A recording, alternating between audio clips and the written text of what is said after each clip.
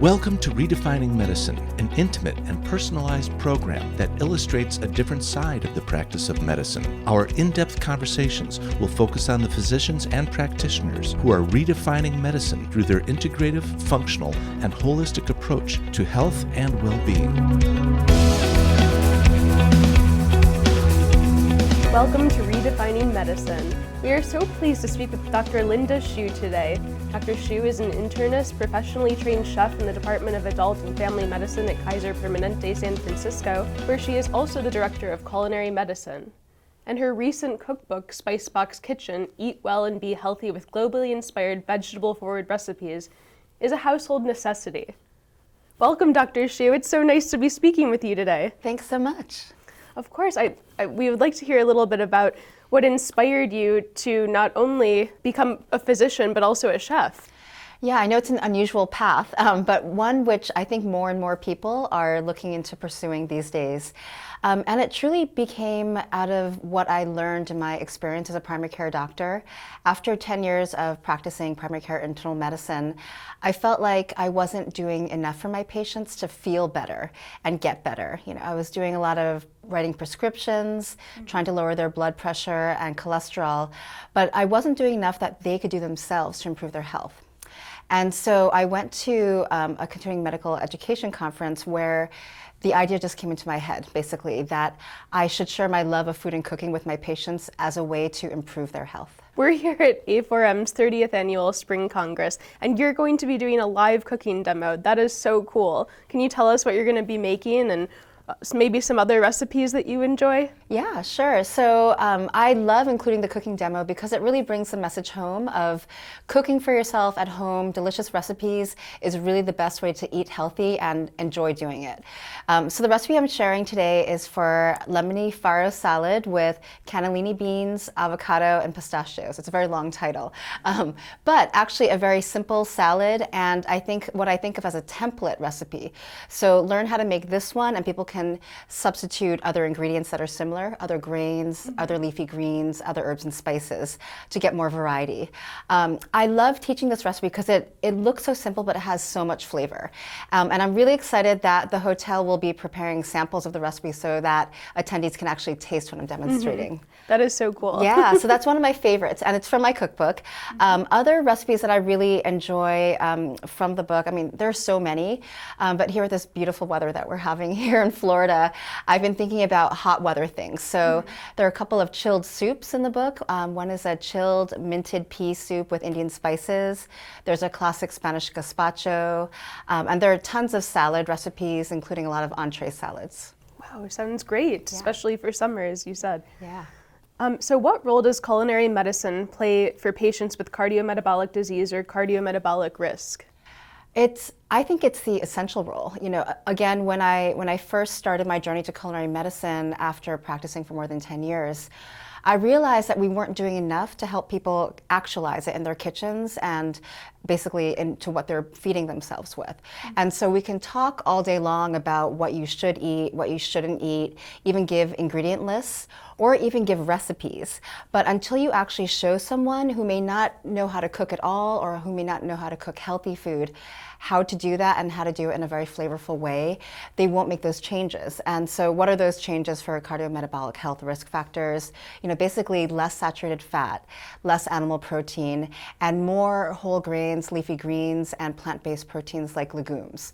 So by showing people really delicious and simple ways that they can do this, that's really going to reduce our cardiometabolic risk.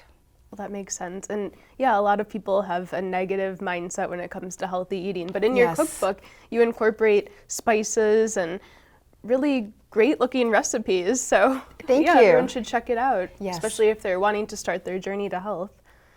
What else can you share about the benefits of plant-based cooking and plant-based food? So, you know, often when we're talking about nutrition in medicine, we focus on the negatives, you know, what is bad for you, what you shouldn't do, and why that is. And certainly that has a role there. You know, I think there's not a single doctor who would say, have soda. You know, so we try to always encourage people to reduce their sugar-sweetened beverage intake, their added sugars, sodium, saturated fats. But I think it's much more helpful and encouraging to people to say, what can you get out of eating more plants, for example? And so plants have a few things that no animal products have, and that includes fiber, and we all need more fiber, and as well as antioxidants. So without eating a lot of plant-based foods, you won't get those things, and those are really important for preventive medicine. Mm-hmm. And what are some of the challenges that you hear from patients about starting a plant-based diet? I think for a lot of people, they think of it as a diet. And I actually really, we use that word, but we use it in a different way. Mm-hmm. This is not the kind of diet like you need to go on a diet and lose weight.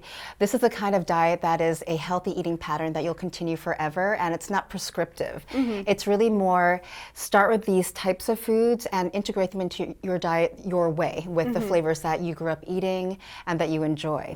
And so I think if we broaden it that way, maybe it's not so scary to people. Yeah. And, so a lot of people feel like they don't know how to cook vegetables, so that's where I come in. Yeah. Or they don't know how to meal prep, or even something as simple as they don't know what a meal tastes like without a big piece of animal protein on the plate. So those are barriers which I think through education and delicious recipes that we can really help people cross.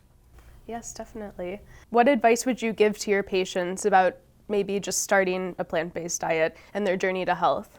Yeah, I think like with any big change, start small. Don't feel like you have to do a major overhaul overnight and completely, go cold turkey. Yeah. No pun intended with that. So for example, let's say you think, oh, I don't like whole grains. Well, actually, there are two whole grains I can think of that most people already eat, and that would be popcorn, so that's whole grain corn, and oatmeal. So, kind of, again, change your mindset and think, actually, this is not so foreign to me, I already do this, and then kind of go on variations from that. For example, if you like oatmeal for breakfast, maybe you would like, making a quinoa porridge, for example, some other grain. And if you like popcorn, but you're used to buying it at the movie theater, maybe these days at the movie theater, or microwave popcorn, pop your own, and so you miss out on a lot of the additives that are not as good. Okay. Yeah. And when you're cooking, do you use white flour or do you prefer to use a different type?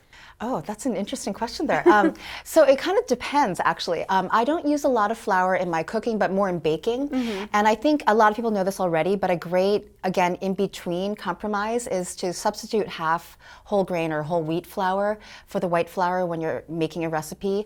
It won't change the texture very much, and it'll probably actually enhance it and make it taste even better. Okay. Well, that's a great tip. Is there anything else you'd like to share with our audience today?